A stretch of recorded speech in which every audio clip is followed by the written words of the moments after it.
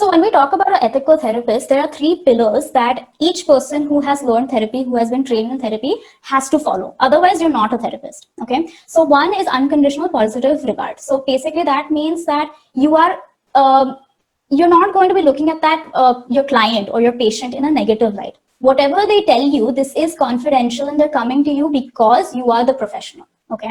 So then there's empathy. Second is empathy. Empathy, I think everyone knows, you have to be able to put yourself in that person's shoes. You should not be pitying them. You should be understanding their situation.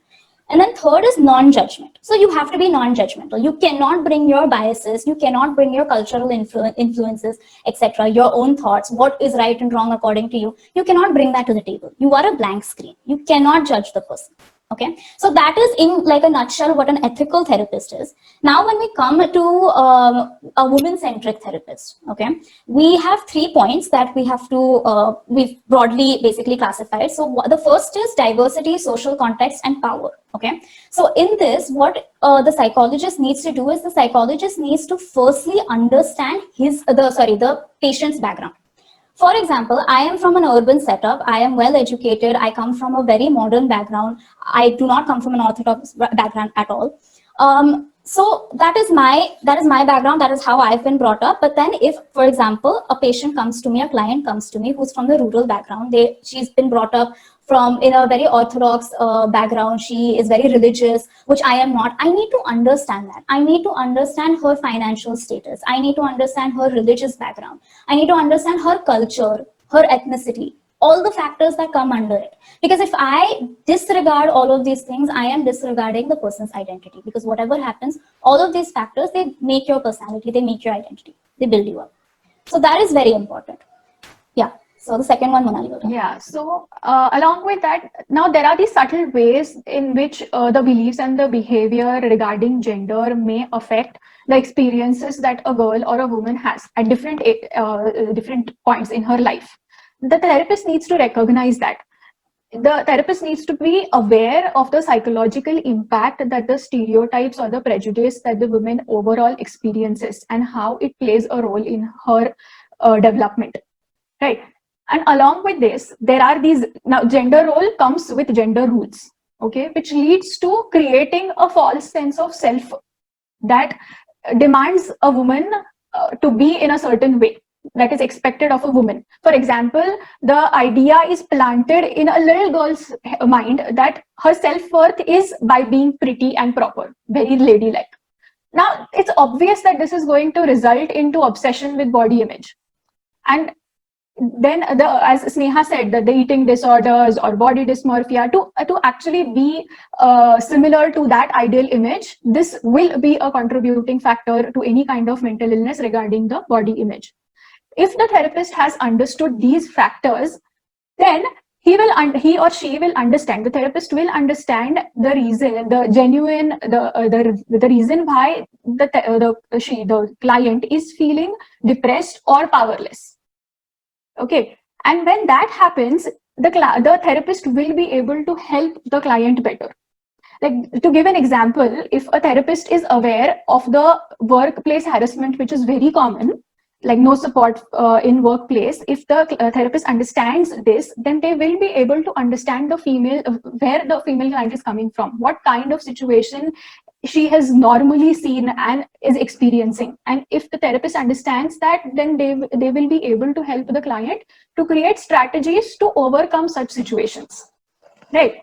So this, along with that, like now that we have understood the background of the client and understood where the female client is coming from, as a professional responsibility, as Sneha said, both of the client and therapist both are coming from a different place in life. So that the cultural values, the biases that the therapist holds and the client holds are going to be different. And how much that influences your therapy is something that you have to be extremely mindful of. Right. So a therapist has to be very sensitive of the different views. The therapist has to present a very neutral background, a neutral ground where the therapist can come. And that is his or her professional responsibility when it comes to therapy. Right? Yeah.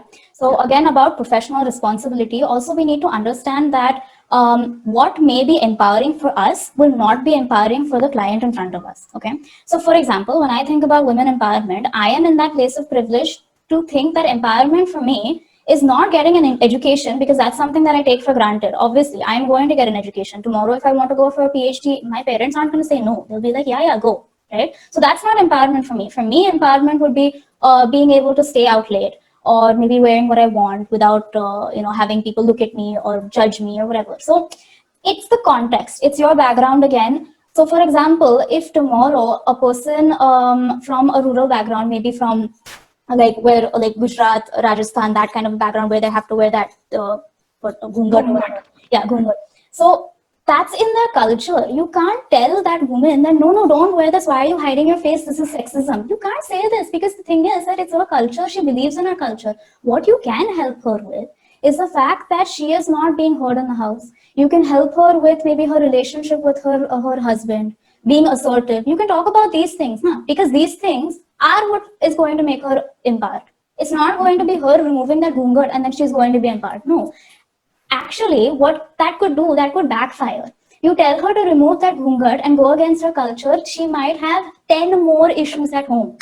She will be ostracized. She will probably be isolated from society. You don't know that. You don't want to create more issues for your client at all, right?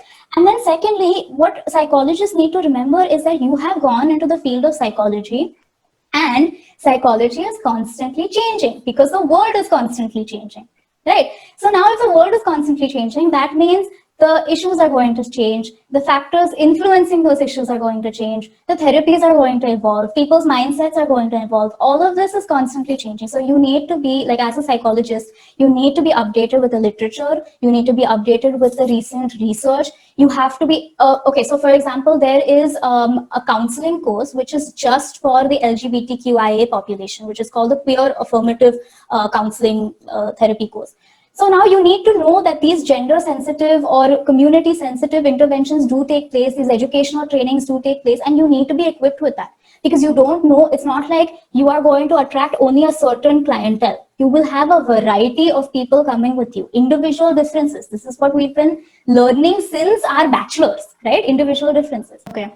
So I personally don't like the word mood swings. It's got a very sexist context. Exactly. I genuinely, we personally, even in psychology, we don't use the word mood swings. We will use mood fluctuations. We will use lability. We will not use mood swings. Okay. So when it comes to periods, again, we do have hormones that are going on, and they affect our mood, they affect our productivity levels, they affect our cognition, everything. It affects everything on a whole. So the fluctuations in mood, it physically, yes, because of the hormones, and I think a gynec would be able to explain that a little more better in detail. And mentally, because of the hormones, there are lots of mental mental health issues can arise because of hormones. So this is the case with any disorder, not just during periods and all, but during depression also. When the serotonin levels go down, that's when depression occurs. And that's why we have antidepressants, we have SSRIs, which boost that serotonin level. So that physical part and that mental part, it goes hand in hand. And then that's where those mood fluctuations will occur. And naturally in periods, like we said, there are hormones at play. So naturally there are going to be those fluctuations. I hope this answers the question.